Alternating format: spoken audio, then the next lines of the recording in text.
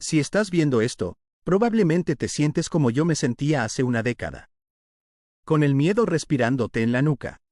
Hoy soy financieramente libre, pero hace 10 años, mi vida se desmoronó en una oficina de recursos humanos. En este video, te voy a contar exactamente cómo pasé de cobrar mi último cheque de liquidación a construir un imperio basado en perfumes, sublimación y la bolsa de valores. Te diré cómo 3 libros poderosos me cambiaron la vida. Quédate hasta el final, porque el tercer libro que leí, ese fue el que realmente cambió las reglas del juego. Todo empezó un día normal. Yo era un técnico de ingeniería, alguien que creía que la seguridad estaba en un contrato. De pronto, esa llamada que nadie quiere recibir. Señor, favor de pasar a recursos humanos. Me dieron las gracias por mis servicios hasta ese momento. Me entregaron un cheque de liquidación y me abrieron la puerta. En ese momento, sentí un vacío en el estómago. Sentí que me quitaban el piso. Pues lo único que sentía seguro, me lo arrebatan en ese instante. Al menos eso era lo que yo creía. Durante meses busqué trabajo, pero el mercado me decía que no. Fue el momento más oscuro, pero también el más necesario. Me di cuenta de que si quería resultados distintos, no podía seguir buscando el mismo camino. No hubo un momento mágico. No fue que gané la lotería. No heredé dinero. La verdad es mucho más simple. Realmente descubrí un secreto escondido. Un día entendí algo que nadie me había enseñado en la escuela. El problema no era cuánto dinero ganaba. El problema era cómo pensaba sobre el dinero. Ese día encontré un libro que cambiaría mi forma de ver el mundo. Piense y hágase rico de Napoleón Hill. Ese libro decía algo que me golpeó fuerte. La riqueza empieza con una idea y con una decisión. Y fue la primera vez que pensé seriamente. ¿Y si mi vida pudiera ser diferente? Este libro no me habló realmente de dinero. Me habló de la mentalidad.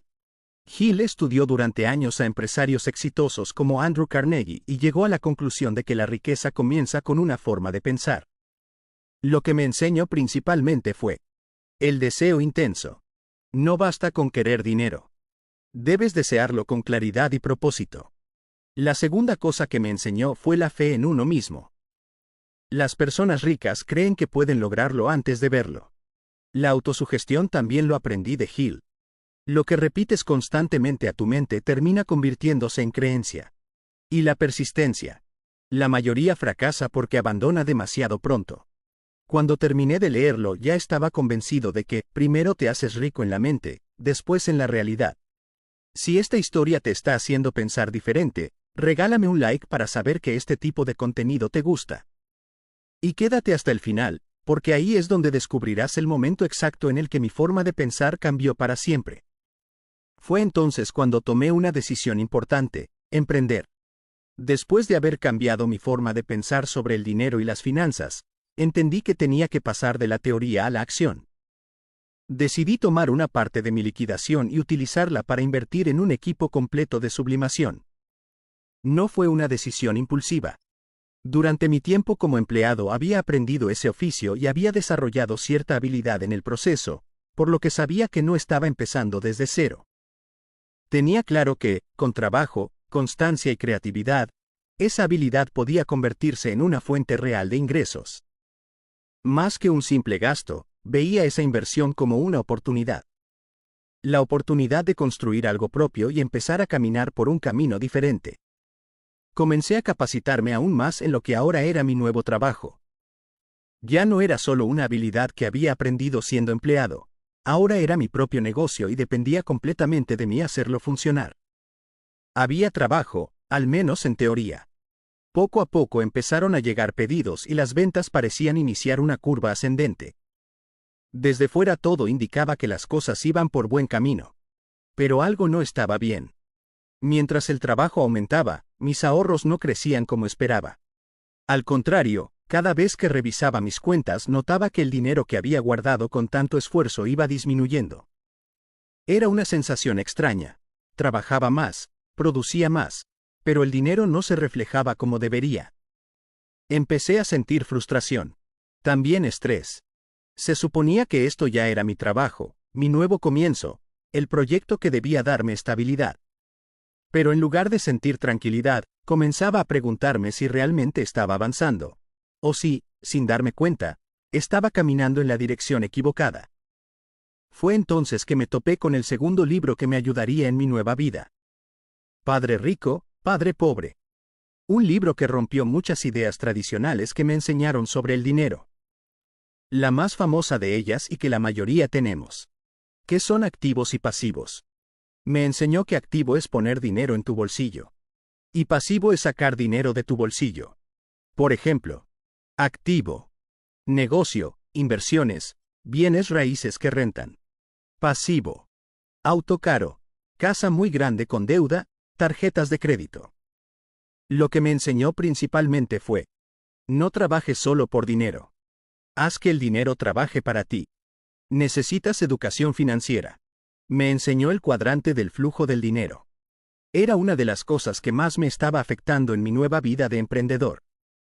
Kiyosaki también explica 4 tipos de personas: empleado, autoempleado, dueño de negocio, inversionista.